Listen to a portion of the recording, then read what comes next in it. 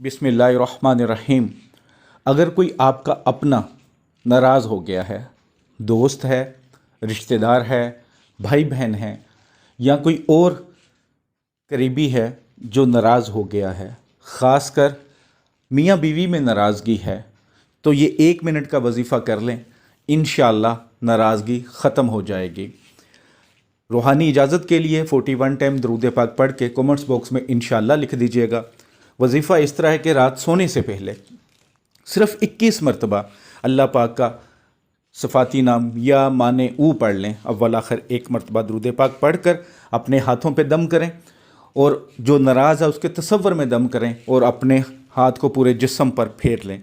इस वजीफ़े को आप 11 दिन कर लें, इंशाअल्लाह इन्हीं दिनों के अंदर अंदर जो नाराज़ है वो ख़ुद सुलह के लिए आएगा। सदका जारिया समझ के शेयर कीजिएगा।